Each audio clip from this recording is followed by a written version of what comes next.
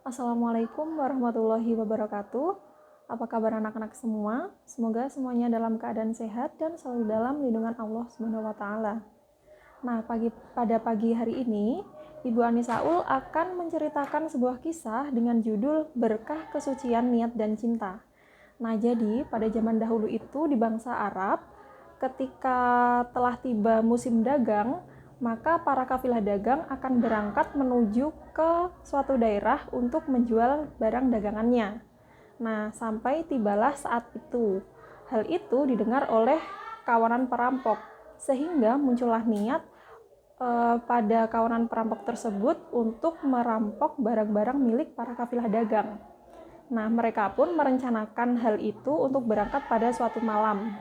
Suatu malam pun tiba. Mereka berangkat menuju tempat yang telah mereka rencanakan. Nah, sebelum tiba di tempat tersebut, mereka merasa kelaparan dan juga haus.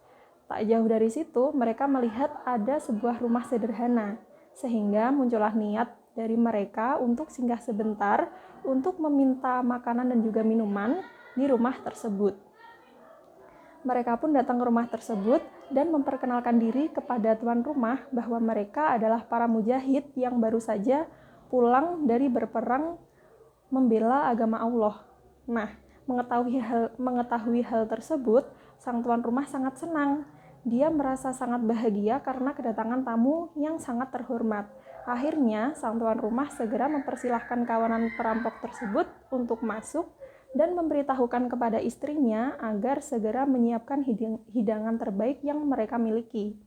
Sang istri pun menurut dan segera menyiapkan hidangan terbaik yang mereka miliki.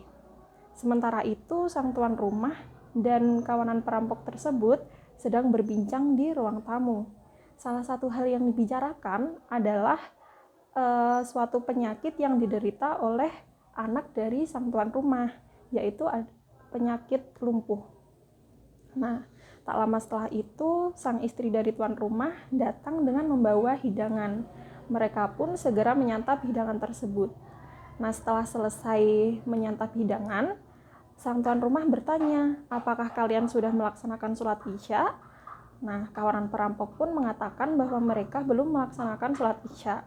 Akhirnya, kawanan perampok tersebut dipersilakan untuk mengambil air wudhu dan melaksanakan sholat isya.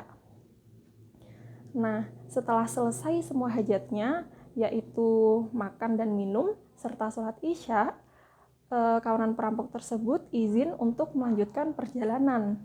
Sebelum pulang, ketua perampok tersebut berkata kepada sang tuan rumah bahwa kamu harus sabar atas ujian yang telah menimpa di keluargamu.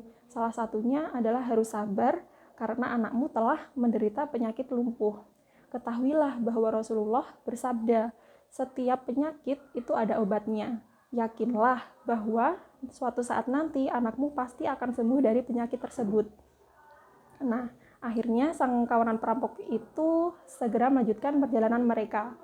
Nah, keesokan paginya, si pemilik rumah ini mengatakan kepada istrinya, wahai istriku, mandikanlah anak kita menggunakan air bekas wudhu para kawanan mujahid tadi malam. Siapa tahu anak kita mendapatkan berkah dari para mujahid tersebut karena kecintaan mereka membela agama Allah. Nah, benar, sang istri segera menuruti perintah sang suami. Dia segera memandikan anaknya yang lumpuh tadi menggunakan air bekas wudhu dari para mujahid yang sebenarnya adalah kawanan perampok tersebut. Nah, disinilah keajaiban pun datang. Ternyata benar, setelah dimandikan menggunakan bekas air wudhu para perampok tadi malam, sang anak yang awalnya menderita lumpuh, dia jadi bisa berdiri. Dia bisa menghentak-hentakkan kakinya dan dia bisa berjalan. Nah, sang tuan rumah pun sangat bersyukur akan hal itu. Nah, dia benar-benar terharu. Penyakit yang selama ini sepertinya sangat sulit untuk disembuhkan, ternyata dapat sembuh dengan menggunakan air bekas wudhu dari para mujahid. Nah, dia pun berencana untuk mengucapkan terima kasih kepada kawanan mujahid tersebut. Dia segera pergi dan mencari mereka. Sampailah mereka bertemu di suatu tempat. Dan sang tuan rumah itu tadi berkata kepada mereka, "Ketahuilah bahwa anakku yang kemarin sakit lumpuh sekarang sudah sembuh, dan dia dapat sembuh karena telah aku mandikan menggunakan air bekas wudhu dari kalian semua. Aku sangat bersyukur kepada Allah akan hal itu, dan aku tak lupa mengucapkan terima kasih kepada kalian karena kalian semua telah menjadi perantara sembuhnya anakku dari penyakit tersebut." Nah, mendengar hal itu, ketua perampok sangat kaget. Bagaimana bisa hal itu dapat terjadi? Nah, dari situ hidayah pun turun kepada ketua perampok tersebut. Ketua perampok tersebut mengatakan, "Ketahuilah bahwa anakmu dapat sembuh bukan karena kami. Anakmu dapat sembuh itu karena niatmu. Karena niatmu yang sangat baik telah menjamu kita dengan hidangan terbaik yang telah kalian miliki. Karena niatmu yang sangat baik karena telah mencintai orang yang mencintai agama Allah. Ketahuilah bahwa kami sebenarnya bukanlah kawanan mujahid. Kami adalah kawanan perampok yang akan merampok para kafilah dagang yang sedang berangkat." Nah, dari situ dia bilang, "Dan di depanmu saksikanlah, aku akan bertaubat kepada Allah, aku akan kembali ke jalan Allah, dan aku tidak akan pernah merampok lagi." Hal itu diikuti oleh para anak buahnya, sehingga kawanan perampok tersebut akhirnya bertaubat dan membagi-bagikan barang-barang yang telah dirampok kepada orang-orang yang membutuhkan. Nah, dari sini apa yang dapat kita ambil? Salah satu pelajaran yang dapat kita ambil adalah bagaimana niat kita, bagaimana keikhlasan kita untuk melaksanakan sesuatu itu benar-benar karena Allah. Dapat dilihat dari cerita tadi bahwa sang tuan rumah itu memandang tamunya itu adalah orang yang sangat baik, sehingga dia memberikan segalanya untuk si tamu tersebut. Tidak ada niatan buruk sama sekali. Yang ada hanya saya sebagai tuan rumah harus menyiapkan hidangan terbaik, harus menyiapkan sesuatu yang terbaik untuk orang lain. Hanya seperti itu. Dan akhirnya hal itu membawa keberkahan untuk keluarganya, terutama anaknya.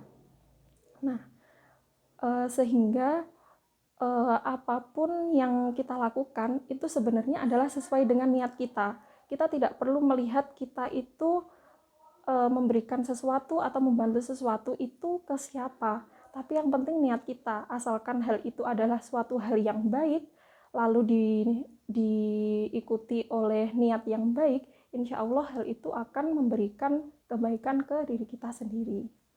Nah, semoga banyak pelajaran lain yang dapat diambil dari kisah ini. Terima kasih untuk hari ini. Wassalamualaikum warahmatullahi wabarakatuh.